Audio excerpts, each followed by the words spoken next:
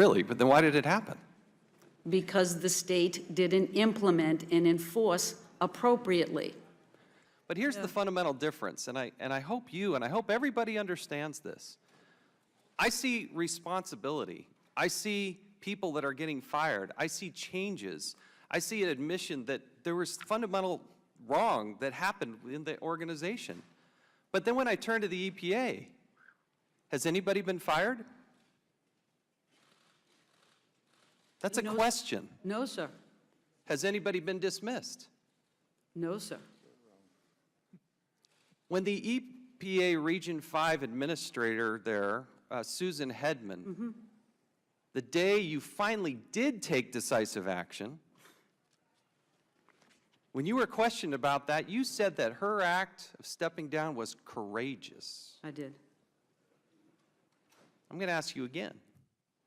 Did the EPA do anything wrong?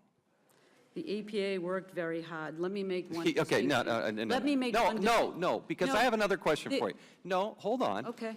Do you think Mr. Edwards said anything that was inaccurate or wrong in those two testimonies? I think he was not at all informed about what EPA did. I think he knows nothing about the law, which he readily admits. He knows He doesn't nothing. know how we're supposed to work in the system. He doesn't understand that the problem itself was the responsibility of the states. Oversight was our responsibility. We took that seriously, and we conducted it. Does that mean I don't have regrets? Because I'd really like No, to that's a step whole back different here, sir. standard. Everybody But- can say that's cheap. Oh yeah, we just got regrets. No, that's a cheap.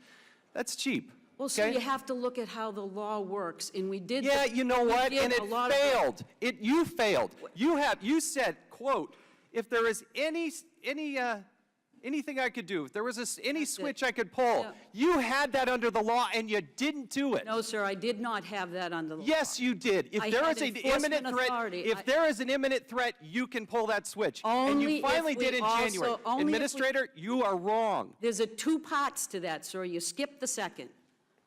What's the second part? You need to have the information to determine an imminent And substantial so threat. why do we which even need an we EPA? did- If what- you can't do I'm that, sorry. you were in those homes. Let No, me take I it am from asking the questions. Okay. Yes, okay. In February is when you first arrived on the scene, and it wasn't until January of the next year that you actually did something. That's the fundamental problem. Don't look around like you're mystified. That's what happened. Miguel Del Toro showed up in February. You didn't take action. You didn't. And you could have pulled that We switch. consistently took action from that point forward. There are a lot of people in this audience from Flint. Sir. Nobody believes that you took action. You had those levers there. Mark Edwards from Sir, Virginia Tech, bless his heart. No, just listen for a second. Okay. Had the opportunity. They have said things like, we failed to get EPA to take lead and water risks seriously. It's possible, another quote of his, and this is possible because the EPA has effectively condoned cheating on the lead and copper rule monitoring since 2006. He read your op-ed that you put out that was one of the most offensive things I could possibly imagine. And he says about you, EPA Administrator Gina McCarthy, that effectively absolved EPA of any wrongdoing or any role in creating the Flint disaster.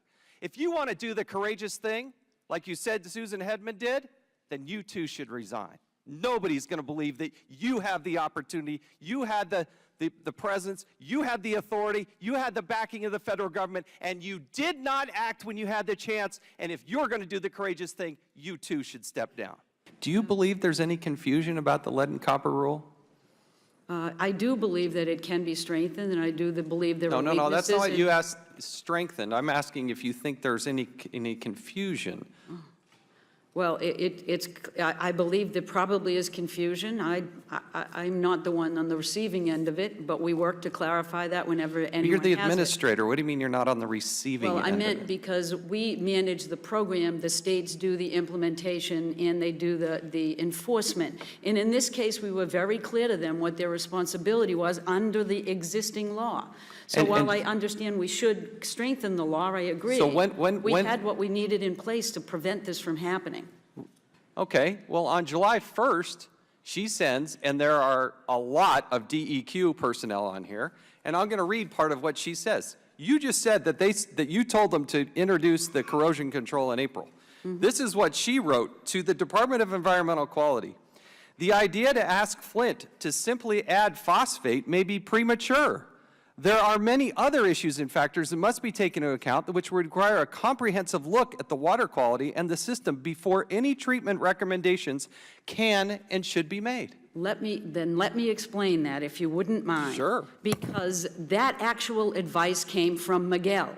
Because when I say you need to do treatment, it does not mean that I have a switch to turn on. He indicated that the agency didn't have the full water quality data. That's when we demanded and offered and begged to be on their technical advisory You committee. were. This was a So that- conference. It was a summary of the conference call between DEQ and the EPA. No, there was a Flint Technical What do you mean, no? Advisory Committee. I'm sorry. Look, let me- the public can look at this for themselves. Well, without Okay, but it was not as easy as flipping a switch. It did not mean that they didn't need to require to do it. The question was whether we were going to be premature in how best to get that done. What you did is you came here and you blamed solely the state. And I'm here to tell you, the state has a big part of this blame. I'm not trying to excuse them whatsoever. But you're trying to excuse everything from the EPA saying you told them to put phosphates in the water and they didn't. Sir, I'm not The trying to shift documents, blame. no, I'm trying to get wait till I'm facts done on the asking you the record. question. The documentation says that you actually had a conference call from the EPA telling DEQ to not do it yet. No, we were telling them that they had to do corrosion control. The method and treatment depended on experts to tell them how to do it. We offered that consistently from What did March you tell- on, and they actually never even took us up on it till September. That's not when- true.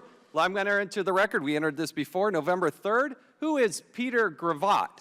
He is the manager of our drinking water office and headquarters. Yeah, he's the Washington, D.C. expert. Here's what he wrote, okay? This is November 3rd.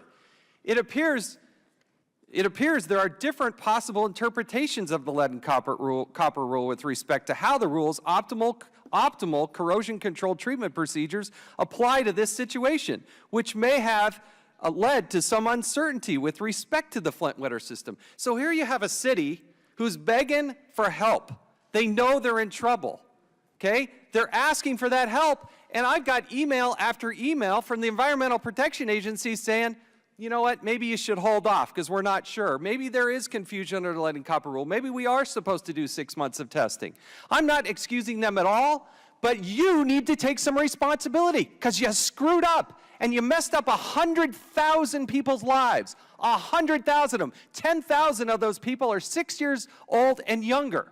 And you take no responsibility. You don't think you did anything wrong, right? You don't think there's anybody did anything wrong. I already indicated that we could have worked more aggressively. I Yeah. wish we had. Can I explain the memo? Would you like me to? I want you to have an appreciation and an understanding of why the DEQ people are confused by the direction from the Department of Environmental, from the EPA. There was no confusing signal sent from the agency. What were they during this supposed to period do? of time.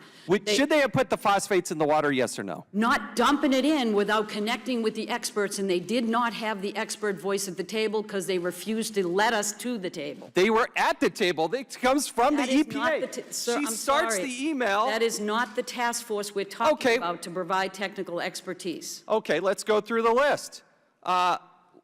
Leanne Smith, Richard Benzie, Chris Phillip, Carrie Monosmith, Dana, I'm going to mispronounce their last name. It's okay. Going through sir, this, hold on. I don't know those individuals, so. Yeah, they all work for you. And the EPA, some of them work for the here's what it says. Here's what it says. I'm sorry, DEQ, but from the EPA, Yes. thank you, Governor. Governor knows who works for him. Here's it. Below are my draft notes from our call last week. Thank you all for participating. I apologize, first apology I had seen, for the delay in getting out this draft for you to all review. And it says, don't simply add the phosphates.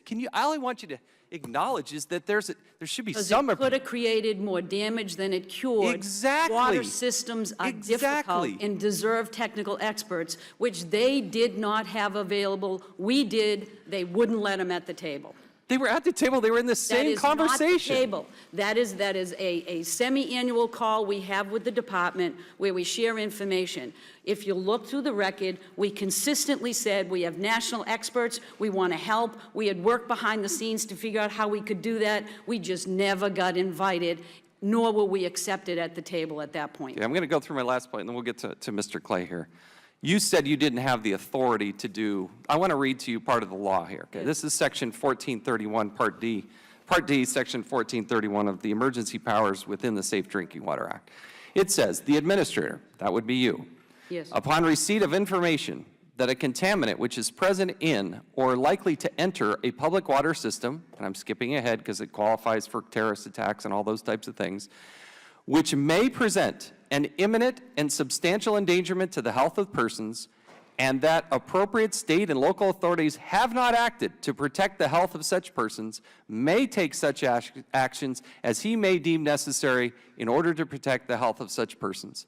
So if they weren't doing what you wanted them to do, why didn't you take action earlier? I'm surprised, Mr. Chairman. The second part is about states' rights and what we have to do. What do you mean the second part? There is a two-part process to us actually issuing a 1431.